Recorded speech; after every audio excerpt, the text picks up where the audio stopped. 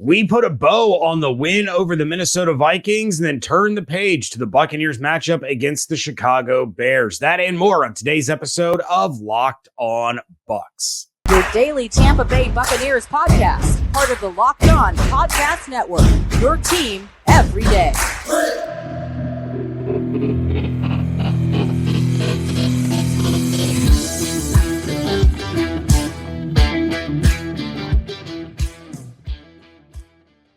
What's up, and welcome into WTSP Wednesday edition of the Locked On Bucs podcast, your daily podcast covering the Tampa Bay Buccaneers, part of the Locked On Podcast Network, your team every day. We want to thank you for making Locked On Bucs your first listen or view every single day. Don't forget you can subscribe or follow for free on YouTube or wherever you get your podcasts.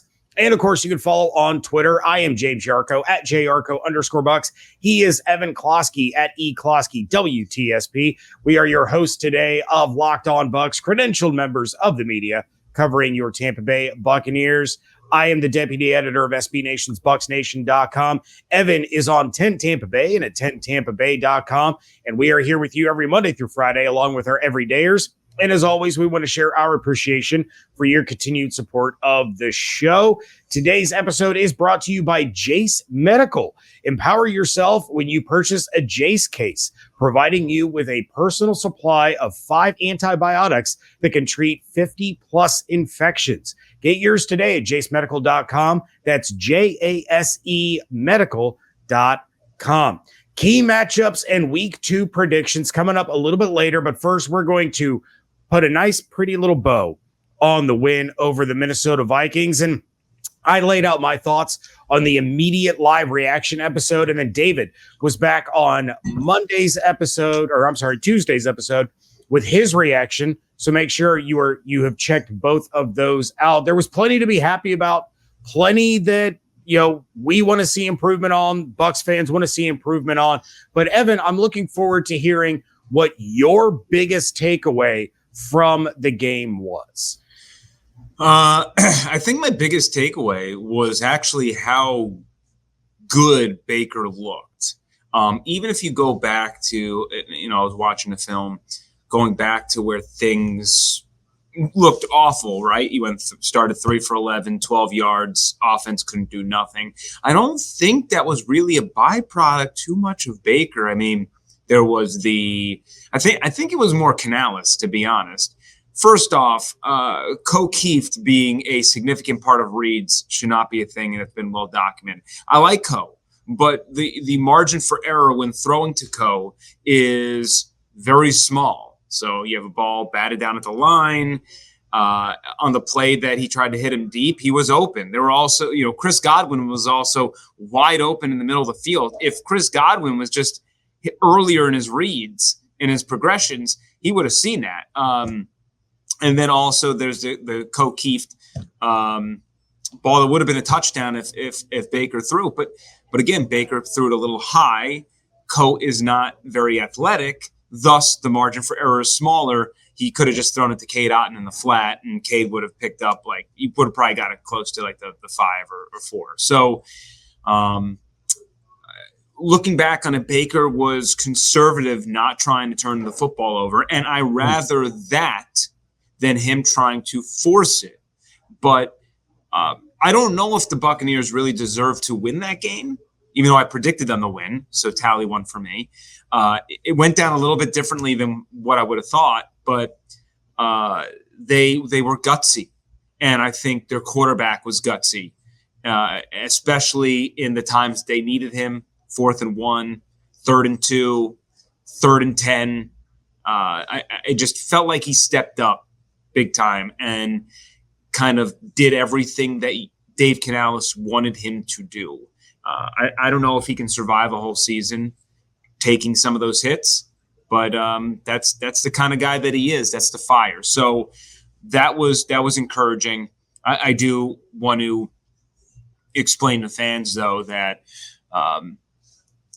winning the turnover margin 3-zip and then also totaling less than 250 yards, you can't rely on turnovers to win you ball games. You want them. It's a huge emphasis, but I think there are a little bit of red flags there with the lack of offensive production in the game, and maybe that's simply because the first half was just extremely a lot of jitters, not feeling comfortable, shaking out cobwebs. Canales kind of going through his first real game, so you can explain it away, but I am slightly worried that the rushing attack was worse than what I was expecting. Yeah, that was one of the things that I had mentioned on my reaction episode, was that I want to see them continue to run the ball as often as they did. And it goes back, as I mentioned, to John Cooper in the Tampa Bay Lightning. Process over outcome. You continue doing what they were doing, those results are going to be there. You know, I have faith in Rashad White. I have faith in Sean Tucker to be able to start to get that run game going. But I think the total yardage output is exactly what you said. You look at that first half, and it was so weird. You and I were even texting during the game, like, where is that Dave Canales offense that we saw in the preseason? And you had said you went from too cute to too conservative in the blink of an eye. Yeah. And I think they're going to start to get those things straightened out and start to really develop that chemistry and get into a rhythm, because these guys that were on the field against the Minnesota Vikings weren't on the field a whole lot together during the preseason. So, there's going to be growing pains with Baker, with the offensive line, with the rookie offensive coordinator. But I think ultimately they get it figured out. Yeah, and I will say something that Byron Leftwich never did, and something that I know that Todd Bowles is very appreciative of, that even though the rushing attack did not look great, they stuck with it. And Bowles said after the game, either after the game or on Monday, I forget, that even continuing to run the ball and picking up 2 and 3, it still has an effect, because everyone has to be honest. If you want to stop the run, that keeps your linebackers in check, and that still opens up the passing game and the play action. Now, it was very key that Dave Canales adjusted to what Brian Flores was doing for the Vikings. They pretty much just sent a linebacker. They were just blitzing a linebacker, and who was going was the question mark. It always rotated, but they were going to bring a linebacker, and it was their sole job to attack Baker.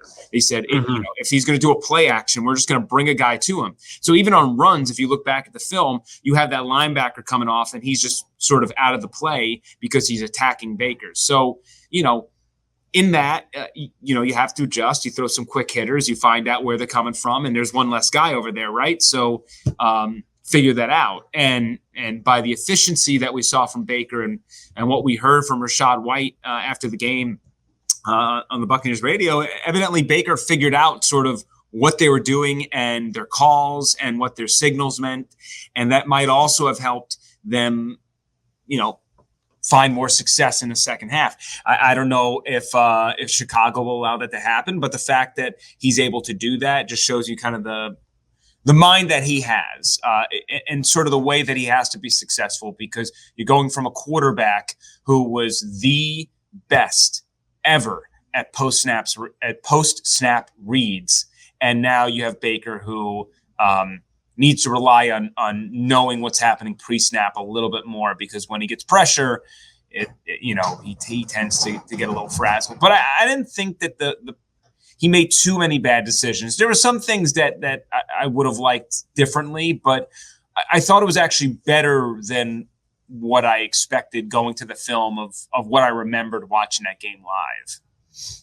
Yeah, well, and we need to give a shout out to Baker Mayfield, scepter receptor for week 1, Kyle Brandt's angry run winner. But Evan, it is time to get into the week 2 matchup between the Buccaneers and the Bears. So what are the key matchups that can give either team the edge? That is next on Locked On Bucs, part of the Locked On Podcast Network, your team every day. Our partners at eBay Motors have teamed up with Locked On Fantasy Football host Vinny Iyer to bring you some of the best fantasy picks each week, all season long. Whether you're prepping for a daily draft or scouting the waiver wire, every week we're going to provide you players that are guaranteed to fit on your roster. So let's see who Vinny has picked out for us on this week's eBay's Guaranteed Fit Fantasy Picks of the Week.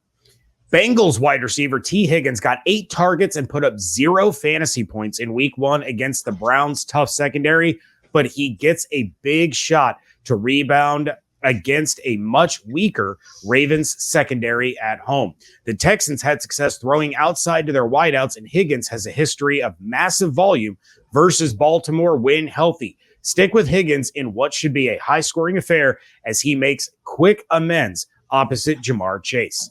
Vinny Iyer from Locked On Fantasy Football is going to help you win your fantasy matchup, and eBay Motors knows what a championship team is about, and that is each player being a perfect fit. Same with your vehicle. With over 122 million parts for your number one ride or die, you can make sure your ride stays running smoothly. Brake kits, LED headlights, roof rack, bumpers. In my case, it was brakes and rotors. Whatever your baby needs, eBay Motors has it. And with eBay Guaranteed Fit, it's guaranteed to fit your ride the first time, every time, or your money back. Plus, at these prices, you're burning rubber, not cash. Keep your ride or die alive at ebay.com/motors. eBay Guaranteed Fit, only available to U.S. customers. Eligible items only. Exclusions apply. Thank you again for making Locked On Bucs your first listener review every single day. Every dayers, be sure to come back tomorrow as I will be joined by Lauren Cox of Locked On Bears for Crossover Thursday. Yes, exactly. Boo to both the Bears and Lauren Cox. No, Lauren's a good guy. But yeah, I'm taking over Crossover Thursdays. So it's going to be me and the host of whatever team the Buccaneers are playing. So make sure you come back because our everydayers know I'm going to have some fun talking about Justin Fields with Lauren Cox. But there were some really impressive performances by the Bucs on Sunday. The Bears, not so much. But you'd have to think that they're looking to bounce back after such a disappointing loss. So, Evan, let's start with the Bears here. Where do they need to look to find a key matchup where they have an advantage over the Buccaneers? I mean, the thing with the Bears is it's probably going to have to fall onto the laps of Justin Fields, right? Oh, that's a shame for the Bears. Oh, and he's 17. He's going to get out of here. He's the one concern about the Buccaneers, and we don't have an update on Kalijah Kancey, but I would imagine even if at full strength, Kancey is not going to play the amount of snaps that you would expect that he would play at full health. So it was pretty evident that once again, just like last year, if Bowles did not concoct some scheme to trick the Vikings into, not picking up a man or Winfield coming off the edge or sending, someone from a disguise, they weren't going to generate much pressure. They did early in the game when Kancey was on the field. It looked great. When he left, it just wasn't, it felt like it wasn't there. The coverage was solid. I thought they generated decent push, but nothing that really truly frightened in the pocket. I would imagine that Fields is going to have the ability to wiggle away from some of the defensive linemen for Tampa Bay. I think the Bucs kind of have to lean on a little bit of Diaby and Tryon Shanka, who I guess is, mostly in coverage these days. I'm starting to learn based on what I'm seeing there. So those are probably two of your fastest guys.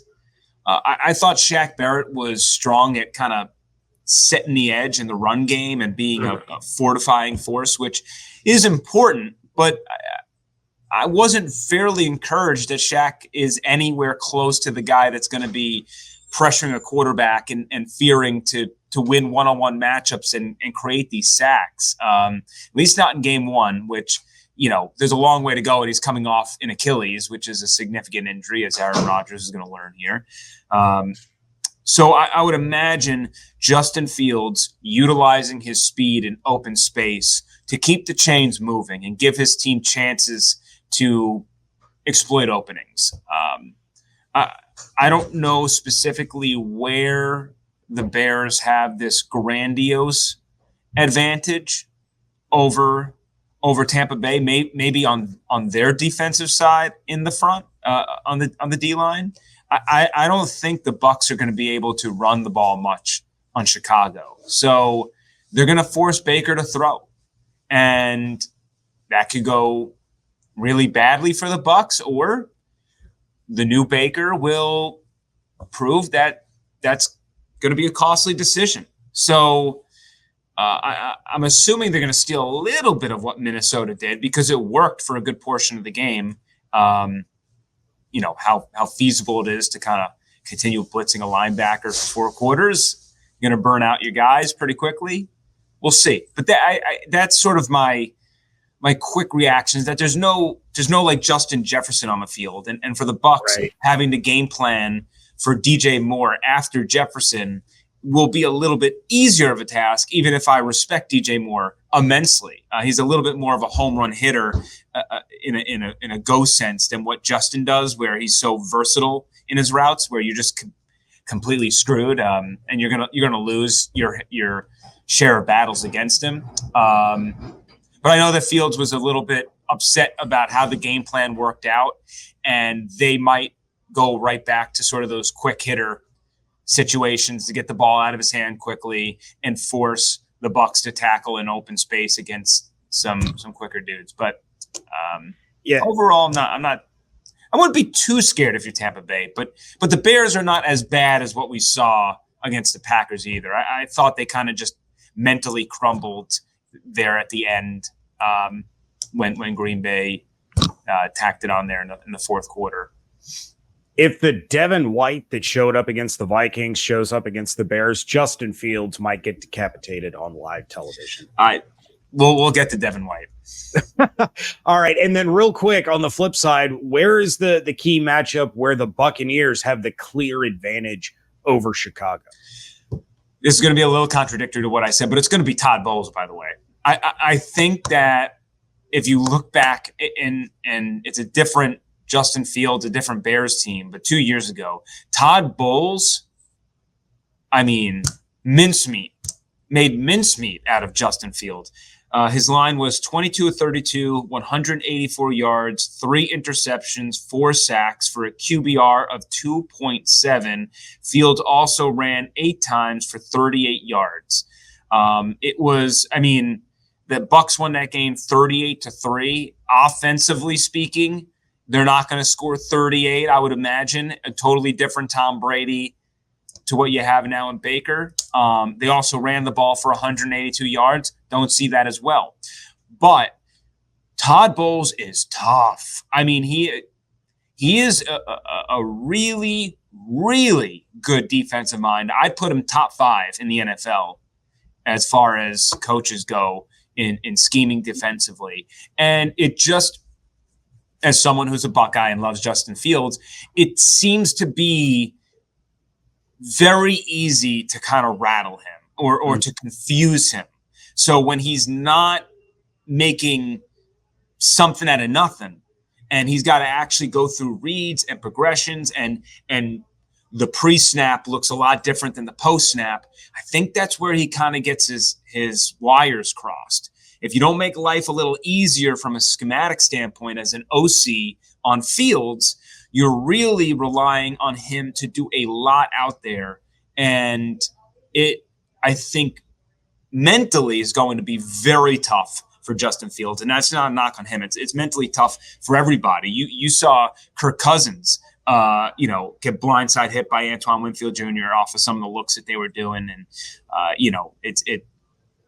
it's what he does is very multiple, and is a reason why guys like Richard Sherman, who were in the league for a long time, probably a Hall of Famer, say that learning that defense was a hell of a task. But I think that I think that Todd Bowles is going to have a pretty good scheme. I would be shocked if the Bucs got eviscerated by the Bears offensively. This is probably going to be a grinder of a game again, which I'm going to mention throughout the course of the season because I don't think the Bucs are built to really blow people out. So I think those gutsy efforts, that's what you're going to have to see to win games. Yeah, 3 of 31 pass attempts by Fields on Sunday had over 10 yards in the air. It's going to be interesting, but we are going to get to the predictions for this one. Who will be Evan's player of the game and who wins? That is coming up in just a moment right here on Locked On Bucs. Everyone should be empowered to take care for themselves and their loved ones during the unexpected. That's why Jace Medical offers the Jace Case. The Jace Case provides 5 life-saving antibiotics for emergency use and gives you peace of mind so that you are not just hoping that you have access to medication in an emergency. Jace Medical makes sure that you have medication in hand, and Jace Medical is simple. They handle everything from the online evaluation to licensed pharmacy medication delivery and ongoing consultation and care. Don't get caught unprepared. Save more than $360 by getting these life-saving antibiotics with Jace Medical, plus an additional $20 off by using code LOCKEDON at checkout on jacemedical.com. That's JASE medical.com. Promo code Locked On. This episode is also brought to you by Prize Picks. Prize Picks is really simple to play, and I can make my picks and submit my entry in less than 60 seconds. Quick withdrawals, easy gameplay, and an enormous selection of players and stat types are what makes Prize Picks the #1 daily fantasy sports app. Prize Picks offers weekly promotions that can lead to big payouts like Taco Tuesday. Each Tuesday, Prize Picks discounts select player projections up to 25% to provide even more value. And now Prize Picks offers Apple Pay for quick and easy deposits into your account this football season. I had a rough week last week, only hitting 2 of my 6. Thanks a lot, Bengals. I hear that a lot from you. I haven't put together my picks for this week yet, but you know what? Go Kevin, the opposite. If you think you can do better than I did, then go for it. Just make sure to let me know how it goes. I told you all I told you all that the Bucs are going to win. Moneyline was a good winner. I took the Bucs, but this was the more or less picks. I picked, Joe Mixon to have more, or Nick Chubb to have more than half of a touchdown. The props are tough. Yeah, but if you think you can do better than I did, go to prizepicks.com/LockedOnNFL. Use code LockedOnNFL for a first deposit match up to $100. Again, go to prizepicks.com/LockedOnNFL and use code LockedOnNFL for a first deposit match up to $100. Prize Picks, daily fantasy sports made easy. Wrapping things up here on a WTSP Wednesday edition of the Locked On Bucs podcast. James Yarcho, Evan Klosky, and it's prediction time. So, Evan, let's start things off. We're going to do the bold prediction. We're going to do the player of the game. We're going to do the score prediction. But let's start things off with the bold prediction. How bold are you willing to get this week? Last week was like on a scale of 1 to 10, it was like a 5 on the boldness. So just getting into the season, I don't feel like I have to go and jump right into the darkest of coffee. I got to, work my way up. Like David's bold prediction being Zion McCollum getting an interception.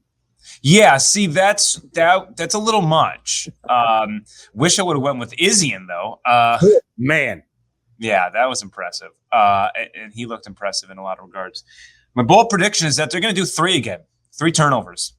Ooh, I just think that. I think that the way that the Bears play, the way that Justin Fields plays, I think it's ripe for the turnovers. I think eventually that faucet's going to run dry, but I think early on, while they have all their talent on the field, while they're healthy-ish, again, we don't know about Kancey, I think that they will have the ability to force some turnovers. As long as, the turnovers can dry up a little bit, as long as they didn't go through a stretch of, what was it, like last year or the year before? I think it was 8. It was last year. It was like last year. I think they went 8 or 9 games in a row without a turnover. It was real bad. Now, they weren't turning the ball over either, but, right.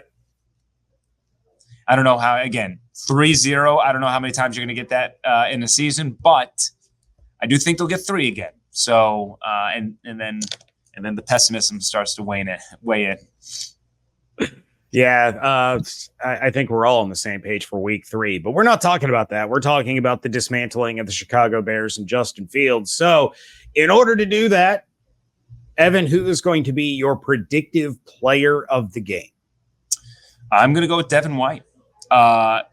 Looked like a man on a mission. I want my money. I want my money game. And he needs a lot more of those. The number one thing that stuck out to me was patience. He wasn't over pursuing. He was allowing plays to open up, and he wasn't getting his hand caught in a cookie jar. He is explosive, always has been. It's just that he sometimes gets a little greedy and it puts him out of position. So as long as he stays level-headed and takes care of business, I mean, I think we're talking about, again, double-digit tackles, a sack, maybe a sack and a half, forced fumble, something like that. He'll be all over the field once again. All over the field, on fields. Yeah. Yeah, he's going to toss Fields around like a rag doll. And he wasn't just laying out hits. Like, it seemed like every time he was involved in a play, these were like teeth-rattling, bone-crunching hits, especially on guys, as big as Hawkinson, who he absolutely laid out. Yeah, he's not messing around. Levante, Levante's still a dude. Not as quick as he once was, but he's so cerebral. He makes up for it. Well, he's not going to be as quick as he was when you have Vita Vea absolutely laying him out. I'm so glad that wasn't as bad as we all thought initially, so that we can joke about it. All right, Justin Fields, DJ Moore, the Chicago Bears taking on the Tampa Bay Buccaneers. What are we going to be talking about at 4:05 when this game is over in terms of the score? Headline: Bucs win ugly again. I think it's going to be another and it's going to be a lot of Bucs games, as I said. It's going to be a lot of 19 Buccaneers, 17 Bears. Ooh. That's going to be so. Bears are going to cover. Bucs will win.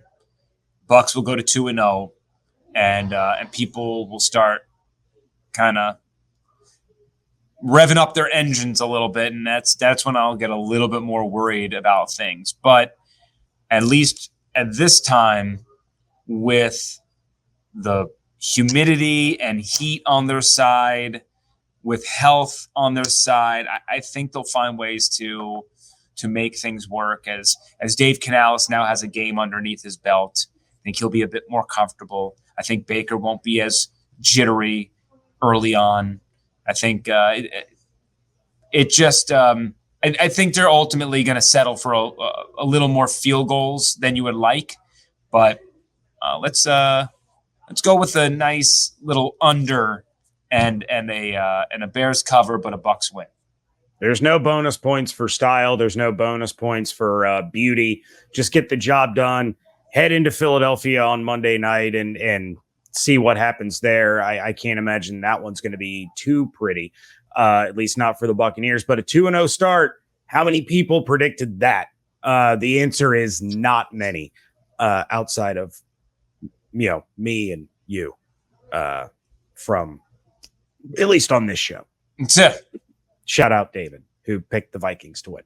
All right, that is going to do it for this episode. Don't forget, coming up tomorrow, Crossover Thursday. It is me. It is Lauren Cox of Locked On Bears. I can't wait to I'm going to intentionally rile him up when I talk about Justin Fields and how absolutely terrible he is. So you're not going to want to miss that. You're definitely going to want to watch it on YouTube because you're going to see the fire in his eyes, and it's going to be hilarious.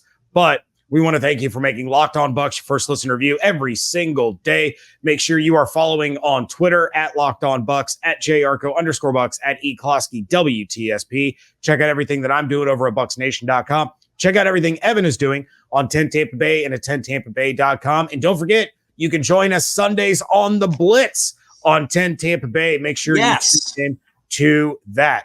Hope you all have an absolutely outstanding day. Stay safe, stay healthy, fire the cannons.